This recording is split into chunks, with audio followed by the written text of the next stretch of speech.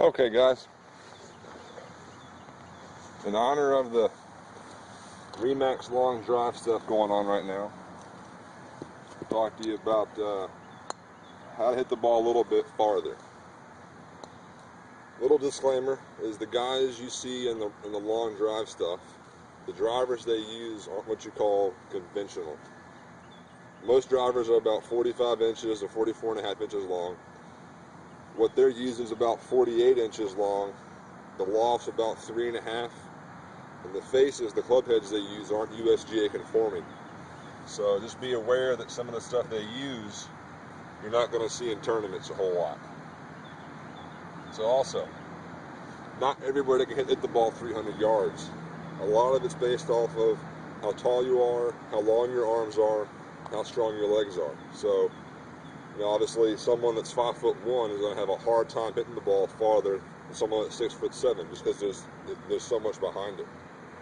So, 3 things that can affect club head speed, I'll say the 3 main ones.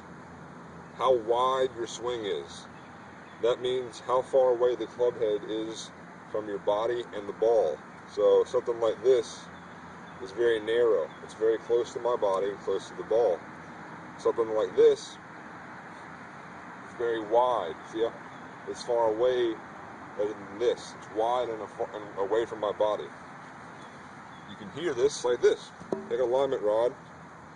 If my club is only this long, then I swing as hard as I can.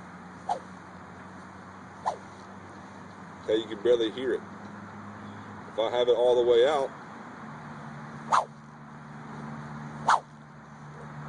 it's a big difference. So the same can be said for your driver. The farther away you can put that club head away from you, the faster it'll go.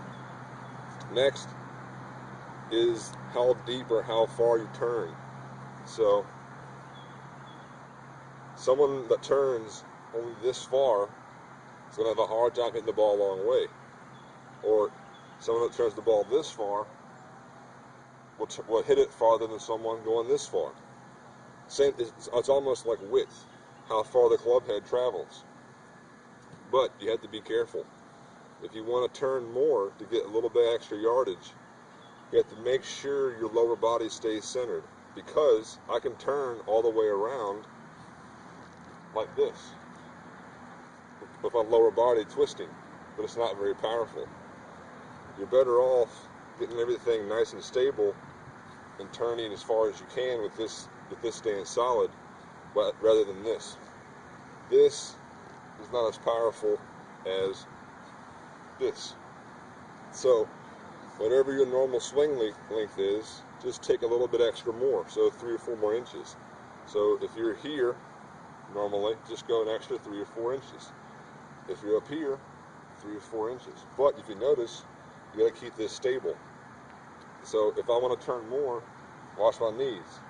They'll stay there. It just pulls it a little bit extra. You don't want to do this. It's bad.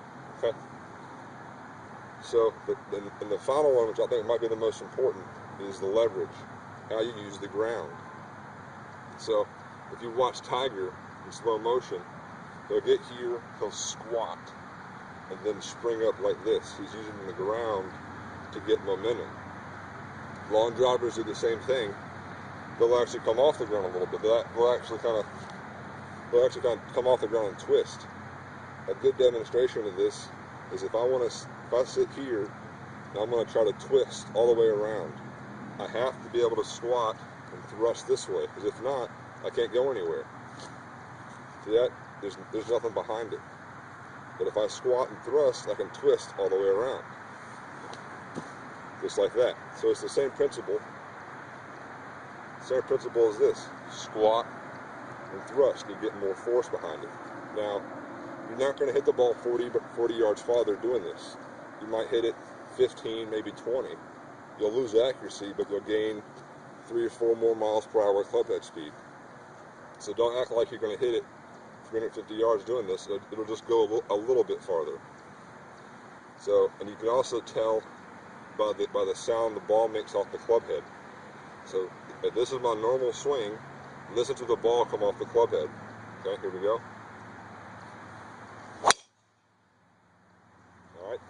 That's the normal swing.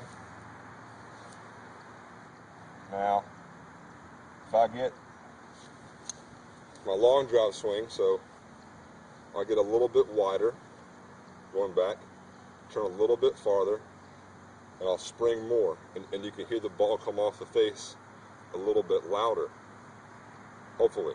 There we go.